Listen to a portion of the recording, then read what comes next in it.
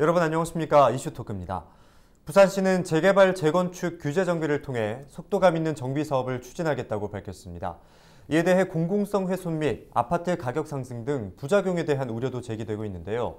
부산시의 부동산 정책이 향후 지역 부동산 시장에 어떤 변화를 가져올 것인지 자세한 이야기 나누겠습니다. 서정열 영산대 부동산 대학 원장과 함께합니다. 안녕하십니까? 네, 안녕하세요. 예, 4.7 보궐선거의 최대 이슈가 부동산이었던 만큼 부산시장이 결정되고 나서 실제 거래량이나 가격이 어떤 변화가 있었는지 한번 짚어주시죠. 네, 말씀하신 것처럼 지금의 정권에 대한 심판의 1순위가 사실은 부동산 정책의 실패 아니냐 이런 시민들의 반응이 있었고요. 그것이 저는 반영된 결과다 이렇게 볼 수가 있겠는데 말씀하신 재보선 이후에 우리 부산에 그러면 아파트 가격이 어떻게 변화되고 있느냐 살펴봤더니 선거의 결과는 오히려 가격에 반영되어 있지 않습니다. 그러니까 선거 때문에 가격이 오른 것이 아니라 어찌 보면 결과적으로 보면 선거 지난 이후에 가격의 상승폭이 둔화됐다 이렇게 말씀드릴 수가 있겠고요. 그 상승폭의 둔화라고 하는 것은 주간 단위로 봤을 때도 전국 평균 상승률보다 좀 낮다.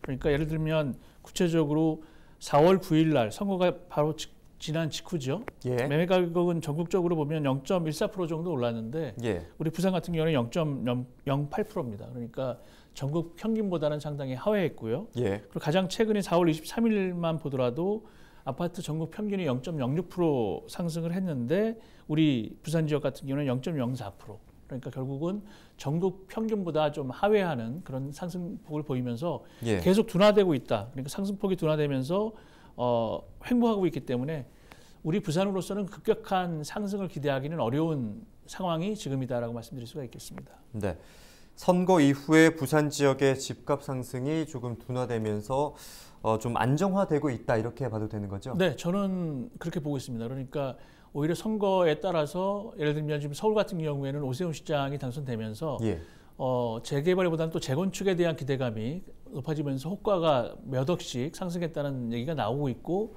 그 결과로 그런 상황을 좀 억제하기 위해서 상승을 억제하기 위해서 토지거래 허가구역으로 지금 지정을 했거든요. 근데 우리 부산은 그런 토지거래 허가구역을 지정할 만큼 상승폭도 크지 않고 오히려 전국 평균보다 하회하고 있기 때문에 부산 같은 경우에는 최근 들어 급격한 상승은 기대하기 어려운 상황이다 이렇게 결론적으로 말씀드릴 수가 있겠네요. 또 부산시에서는 최근 재개발과 재건축 활성화 방안으로 각종 규제를 완화하기로 결정을 했습니다. 이는 박형준 부산시장의 후보 시절 대표 공약이기도 했었는데요. 그렇다면 구체적인 재건축 재개발 활성화 방안은 어떻게 됩니까? 네, 지금 언론 통해서 소개되고 있는 또 시에서도 밝힌 내용은 사실 박형준 후보 당선자의 공약을 그대로 반영한 것이다라고 보기는 어렵고요. 이전부터 이제 부산시가 행정의 간소화 차원에서 조금 검토했던 것들을 발표한 것이다. 저는 이렇게 읽고 있는데요. 예를 들면 지금 재개발 재건축 활성화 관련돼서 건축 경관 교통 영향 평가라는 게 있거든요. 그것을 개별적으로 하던 것을 통합 심의하겠다. 어찌 보면 이것은 재개발 재건축을 활성화하겠다는 것이 아니라 행정적인 절차를 좀 간소화하겠다는 것으로 이해가 되고요. 안전진단 간소화도 마찬가지입니다. 예를 들면 지금 안전진단 관련해서 두 단계, 그러니까 예비와 정밀 단계 그 안전진단이 있었는데 이것을 좀 일원화하겠다라는 것이고요. 그래서 법령 개정을 정부에 지금 요청을 한 것이고요. 그리고 재개발 재건축 또 소규모 재건축 관련해서 용적률을 좀 완화하겠다는 내용도 있습니다. 이런 것들이 제가 볼 때는 말씀드렸던 것처럼 행정적인 절차적 간소화에 초점이 좀 맞춰져 있다라고 볼 수가 있겠고요. 따라서 이러한 행정적인 절차 간소화가 소위 재개발 재건축을 쉽게 인허가를 받을 수 있는 것처럼 오인되는 것은 조금 거리감이 있다라고 볼 수가 있겠죠. 용적률에 대해서 말씀을 하셨으니까 용적률에 대한 질문을 또 먼저 드리도록 하겠습니다. 일각에서는 재개발과 재건축 규제는 주변과 조화를 이루며 개발할 수 있도록 하는 공공적인 장치로 보통 인식을 하고 있는데요. 이 때문에 용적률을 일괄적으로 상향하는 것과 관련해서는 공공성 침해라는 목소리도 있습니다. 그럼에도 불구하고 용적률 상향을 추진하는 이유는 어디에 있다고 보십니까? 저는 용적률 지금 10%포인트 상향하는 거거든요. 결국은 시장으로서 할 수 있는 것이 이미 부산시 같은 경우는 2019년도에 그 재개발, 재건축 관련된 재정비 기본계획 같은 것들이 수립되어 있기 때문에 시장에 그 운신의 폭이 좀 좁습니다. 예. 그러니까 할 수 있다고 하는 것은 결국은 용적률 정도를 조금 상향하는 것인데 그것 때문에 큰 문제가 있을 것 같지는 않고요. 오히려 용적률이라고 하는 것은 부산이 하고 있는 높이 규제와도 관련돼서 어찌 보면 잘만 활용을 하면 오히려 높이를 일정하게 유지하는 것보다 오히려 용적률을 통해서 조금은 그 높이 규제라든가 이런 것들을 좀 대안적으로 활용할 수 있다는 측면에서 보면 조금은 또 다른 쪽에 검토가 있을 필요가 있다라고 저는 생각을 하고요. 그것 자체가 대단한 그 인센티브다라고 보기에는 좀 어려울 것 같습니다. 네. 용적률 상향이 큰 영향은 없을 것이다 이렇게 말씀을 해주셨는데 또 높이에 관한 질문도 한번 드려보겠습니다. 건축물 높이 관리 기준도 이제 무분별한 초고층 건물들이 들어서면서 자연경관을 좀 사유화하게 될 것이다는 일부 우려의 목소리도 있습니다. 전국에서 처음 건축물 높이 제한이 마련됐잖아요. 여기에 대해서는 좀 어떤 입장이십니까? 일단은 그 부분은 그러한 검토 부분은 상당히 긍정적으로 저는 생각을 합니다. 왜냐하면 높이든 용적률이든 사실은 어떤 잣대를 갖고 우리의 부산시의 그 유한한 그 해안선 경관이라든가 아니면 북항 재개발하면서 지금 나타나고 있는 그 경관들을 어떻게 컨트롤할 거냐는 도시계획적으로 그리고 또 시 차원에서도 상당히 중요한 문제라고 저는 생각을 하고요. 그런 측면에서 8개의 뷰포인트를 잡아서 소위 높이 제한을 통해서 규제하는 것은 좀 바람직하다고 보고요. 다만 그때 병행해서 높이라고 하는 것이 지금 서울시 같은 경우도 마찬가지입니다만 35층 높이 규제를 갖고 다양성이 훼손되고 있다라고 하는 문제제기가 있는 거거든요.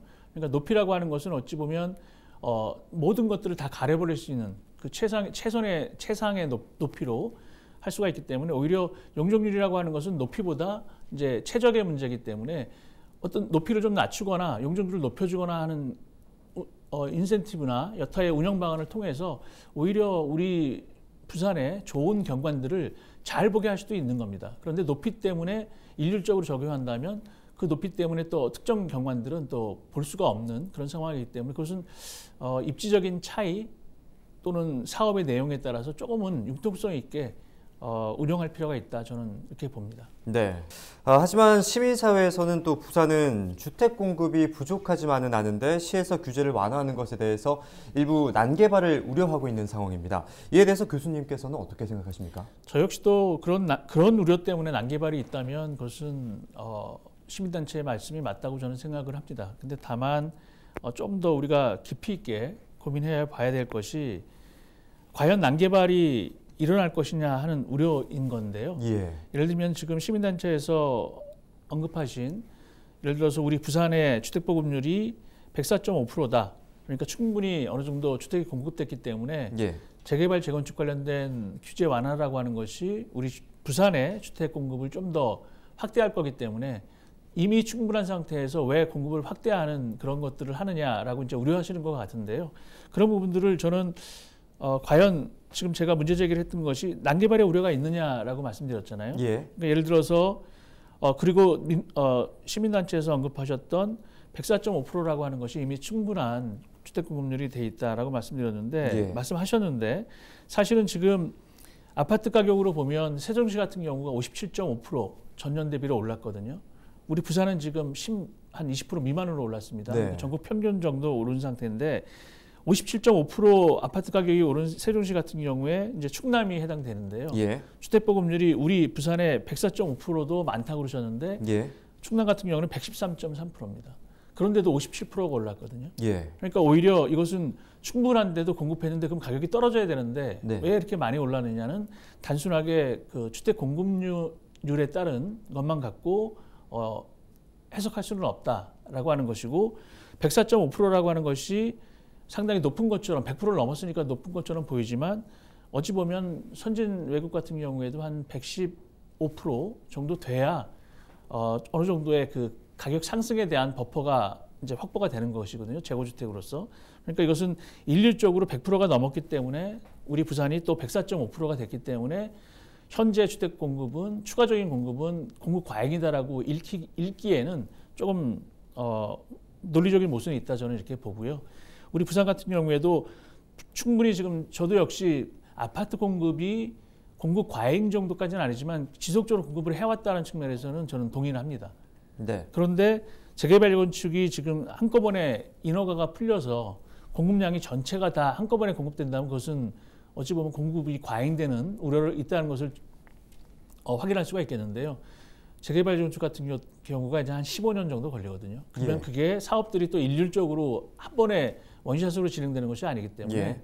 순차적으로 진행되고 또 지역에 따라서는 민간 기업이 우리 공급 과잉 우려가 있으면 민간 기업도 사업성이 없어서 안 들어옵니다. 예. 그렇게 될 경우에는 15년이 아니라 20년, 30년 걸릴 수도 있는 문제거든요. 예. 그러니까 그것은 우리가 2007년, 8년 이후에 사실은 우리 부산 지역에서도 재개발 관련해서 메이저급뿐만 아니라 우리 지역 업체들도 사실은 재개발을 안 했습니다. 왜냐하면 재개발의 무덤이다. 부산이 그런 얘기가 있었거든요.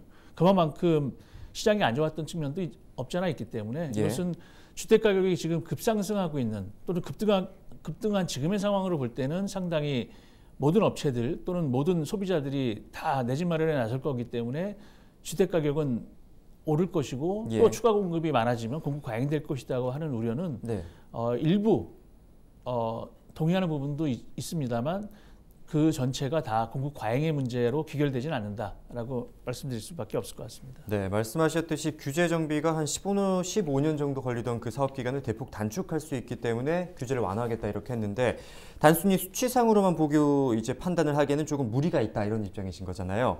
재건축과 재개발 기대감이 좀 작용할 법도 한데 올해 1분기 부산의 땅값 상승률은 전국 평균 이하인 것으로 나타났습니다. 재개발과 재건축 규제 완화 시에 부동산 지역에는 어떤 영향이 좀 있을 거라고 보십니까? 일단 말씀드렸던 것처럼 통상적으로 한 15년 정도 지나는 것을 행정적으로 조금 절차 간소화해서 수요가 필요한 곳에 공급을 하겠다는 것. 그러니까 어찌 보면 재개발, 재건축이 일어나는 곳은 지역 시민들이, 우리 지역 시민들이 오래 살았던 곳이고 또 살고 싶은 곳이기도 합니다. 그렇기 때문에 그런 지역에 재개발 건축을 조금은 행정적인 절차를 간소화한다는 것은 인허가를 풀어서 무조건 많이 공급하겠다라고 하는 것과는 좀 결이 다른 얘기이기 때문에 그것에 대한 것들은 시민들이 과연 어느 지역을 선호하느냐를 살펴보면 현재 살고 있는 지역 내지는 재개발 재건축이 있는 지역이라고 한다면 그게 우리의 부산의 주거지 중심 지역이거나 아니면 도심 지역이거든요.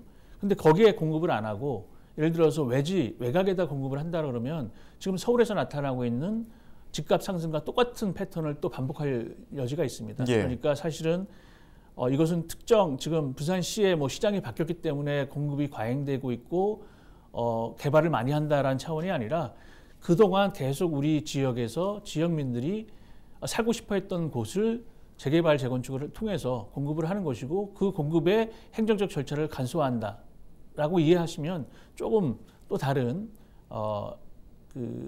이해가 있지 않을까 저는 생각을 합니다. 네.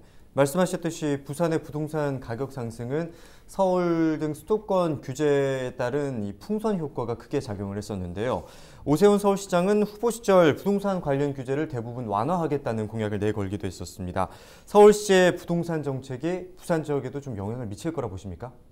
저는 결론적으로는 미미할 거라고 봅니다. 왜냐하면 부산과 서울의 상황은 상당히 다르고요.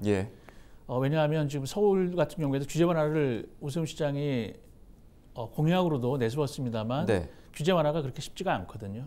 그것은 의회에 또 다른 당이 이렇게 다수가 있기 때문에 그런 조례를 개정한다거나 하는 것도 어려울 뿐더러 그리고 의지를 갖고 있다고 해서 되는 것이 아니라 절차적 문제들을 이제 해결을 해야 되기 때문에 일단은 그런 것은 서울과 우리 부산이 처한 여건 또 부동산 시장 환경이 다르기 때문에 꼭 서울처럼 우리가 따라갈 필요도 없고 따라가지도 않을 거라고 저는 보고요. 부산은 부산식대로 하면 될 것 같습니다. 그러니까 서울의 강남에 대한 재개발 재건축 규제라고 하는 것이 전국적인 풍선 효과를 만들어내서 우리 지역 실수요자에 기반하지 않은 부산 지역의 가격 상승 이것은 사실 시민들이 원한 것이라고 생각지 않거든요. 그렇다면 오히려 부산은 이런 행정적 절차 간소화를 통해서 지역의 활성화 차원에서 지금 우리 인구가 계속 부산도 줄고 있습니다.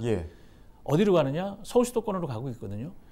서울 수도권으로 인구가 빠진다는 얘기는 우리의 지역의 주택을 원하는 실수요자들이 빠져나간다는 것과 똑같은 얘기가 되는 것이고요. 그런 측면에서 그 빠져나가는 부산시 인구를 우리 일자리를 통해서 잡기를 원한다면 사실은 기존 살고 있던 주거지 중심 지역 또는 도심 쪽에 재개발 재건축을 조금 활성화해서 네. 빠져나가는 인구를 우리 부산에 잡아두고 소위 일자리를 또 공급을 해서 일자리와 잠자리가 자기들 살고 싶은 지역에 직주 근접할 수 있는 그런 컴팩트한 시티를 만들겠다라고 하는 것이, 그리고 또 만들어야만 한다는 것이 제 개인적인 생각일 뿐더러 네. 우리 부산시가 앞으로 나가야 될 방향 아닌가 저는 이렇게 생각을 합니다. 네, 지역 상황에 맞는 정책을 추진함으로써 아무래도 요즘 인구 이탈 문제가 또 가속화되고 있는 만큼 인구 이탈 문제까지도 잡을 수 있는 정책을 추진해야 한다, 이런 말씀이시죠? 네, 단순하게 부동산 문제 가격 잡아서 뭐 가격 띄우고 하는 그런 개발의 논리로 접근할 게 아니고요. 예.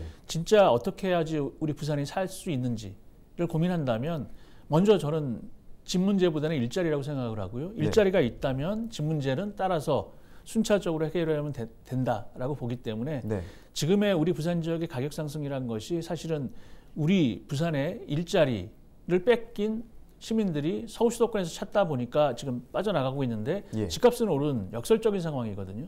이것을 저는 정상화시키기 위해서라도 일자리 먼저 만들고 그 일자리를 통해서 잠자리가 주택 문제가 해결되는 쪽으로 가야 되는 것이 아닌가 생각을 합니다. 네, 내가 살고 있는 지역의 일터와 또 삶의 터전 두 가지 모두를 다 잡을 수 있어야 한다, 이렇게 생각하는데요. 또한 이번 규제가 완화되면서 공공성 강화보다는 또 개발자의 이익을 우선시할 수도 있다. 일각에서는 이런 우려도 있는데 여기에 대해서는 교수님께서 어떻게 생각하십니까? 그런 부분은 조금 이제 재건축하고 재개발은 좀 다릅니다. 예. 재건축은 이제 토지 등 소유자로서의 조합원이 재개발과 동일합니다만 예. 재개발 사업이 오히려 공공성이 좀 더 확보돼야 되는 것이기 때문에 예. 그런 측면에서는 공공기여라든가 이런 것들은 이제 재개발 사업을 통해서 추진을 해야 될 거고요. 재건축 사업을 통해서는 또 토지 등 소유자의 조합원의 의지에 맡겨서 네. 시장 여건에 맡겨서 추진되게 되면 제가 볼 때는 개발이 공공성이라든가 이런 것들은 특별히 문제될 건 없고요. 예. 제가 볼 때 서울에서 추진하고 있는 지금 또 LH가 개입하고 있는 공공 주도의 또는 공공성 기여와 관련된 재개발은 우리 부산 지역은 그렇게 그 서울 지역과 동일하게 좀 추진될 것이 아니기 때문에 예. 조금 또 다른 결의 얘기다라고 말씀드릴 수가 있겠습니다. 예. 그리고 또 주택 공급을 민간에게만 맡겼다가는 투기 수요를 불러일으켜서 부동산 가격 안정화에 또다시 실패할 가능성이 큰 만큼 공공주택은 반드시 필요한 정책이라는 목소리가 큽니다. 여기에 대해서는 어떤 입장이십니까? 동의합니다. 예. 왜냐하면 우리 부산 같은 경우에는 공공주택이 전국 평균보다 또 하회하는 지역 중에 하나이기 때문에 예. 당연히 개선이 필요하고요. 그런 측면에서 지금 언급하신 공공성 확보, 공공기여는 사실은 아까 앞서 제가 모두에 말씀드렸던 것처럼 청년들의 일자리를 먼저 만들고 그 일자리 가까운 곳에 집을 공급하는, 근데 그 집이 바로 공공성이 부여된 공공주택으로서의 청년주택, 신혼부부 대상의 뭐 예를 들면 행복주택, 우리 또 부산시에 앞서서 추진해왔던 드림주택이나 또 다른 공공주택 이런 것들이 좀 많이 공급된다면 젊은 층이 빠져나가는 것도 좀 막고 일자리도 확보할 수 있는 일거양득의 효과가 있다, 저는 생각을 합니다. 네. 그리고 이제 마지막 질문을 드리도록 하겠습니다. 박형준 시장 체제에서는 양극화가 또 가속화될 것이다, 이런 우려의 목소리도 있거든요. 앞으로 향후 부산 지역의 부동산 시장 전망에 대해서는 어떻게 생각하십니까? 일단 저는 서울발 가격 상승에 대한 여파가 좀 크기 때문에 서울식의 기대감은 우리 부산에는 없다라고 저는 단언할 수 있을 것 같고요. 예. 그런 제자리 찾기로서의 숨고르기가 가격이 지금 오르지 않고 하회하는 쪽으로 지금 진행되는 것이 그런 결과를 나타나고 있다라고 본다면 오히려 양극화가 심화되는 것이 아니라 오히려 지금 양극화가 완화되고 있는, 하향 안정화되고 있는 기대감이 커지고 있는 상황이거든요. 네. 그러니까 이것이 자칫 그 시장이 바뀌었더니 양극화가 더 심화됐다라고 하는 것은 오히려 지금 수치를 보면 그 전이 더 양극화가 심화된 것이죠. 가격이 많이 올랐고 동부산과 서부산의 가격 차이가 더 커졌고 예. 오히려 이 갭이 지금 줄어들고 있는 것이 현재인데 이게 양극화가 더 심화됐다라고 말하는 것은 앞선 결과를 부정하는 것이기 때문에 오히려 그런 결과를 인정을 하고 앞으로의 우리 지역의 우리 부산시의 하향 안정화 또는 그런 기대감을 반영한 내 집 마련의 실수요를 어떻게 이끌어낼 거냐에 대한 것들을 좀 부산시가 고민해야 되지 않을까 싶습니다. 네. 오늘 말씀 고맙습니다. 네, 감사합니다.